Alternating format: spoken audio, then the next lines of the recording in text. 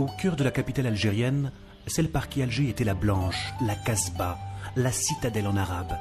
Le premier noyau urbain de la ville d'Alger depuis la haute antiquité, comptoir phénicien au IVe siècle, forteresse ottomane, cœur de la résistance pendant la guerre d'indépendance, puis cache des islamistes durant la décennie noire des années 90. La vieille ville, 15 siècles après sa création, a perdu de sa superbe, usée, insalubre, le délabrement criard, poignant. Telle une carte postale immuable, le merveilleux site archéologique de Djémila a su traverser bien des époques, défiant les aléas du temps, résistant à tous les avatars sans trop de déchirures. Une fois à l'intérieur de ces espaces de haute culture antique, nul ne peut résister à cette envie pressante d'explorer avec munitie ces lieux chargés d'histoire et qui livrent leurs secrets à tous ceux qui veulent bien prendre la peine d'en connaître la... À partir d'ici, je suis entré dans le plus grand musée à ciel ouvert de l'époque néolithique. Il faut venir jusqu'ici pour le croire. Il faut voir la cité de Séphar, la plus grande cité troglodyte au monde. Une ville de pierre, avec ses façades immenses, ses avenues perpendiculaires, ses places, ses rues. Séphar est inscrit au patrimoine mondial de l'humanité depuis 1982. Mais ce n'est pas pour cette extraordinaire création du vent, c'est pour ce qui est caché ici.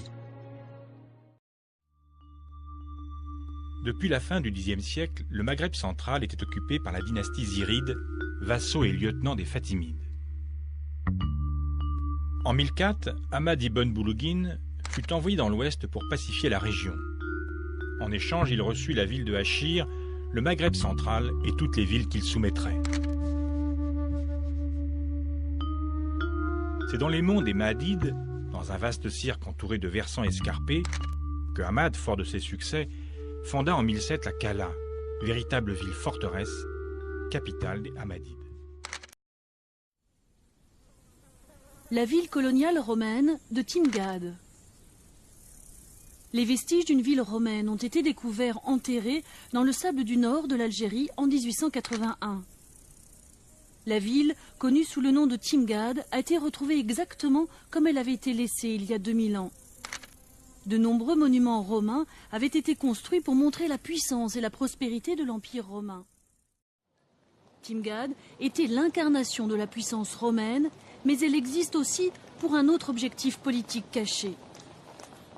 En effet, quand Timgad a été construite, il a été déclaré que seuls les citoyens romains seraient autorisés à y vivre.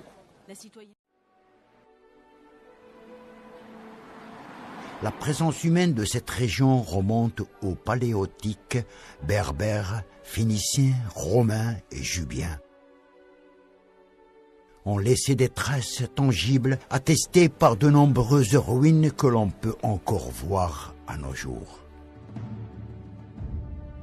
La plus forte implantation sur la côte de cette région fut sans nul doute la cité de grande construction romaine qui offre un habit sur les navires, l'engeance de cette côte méditerranéenne, une région qui joue une grande importance économique dans tout le bassin méditerranéen.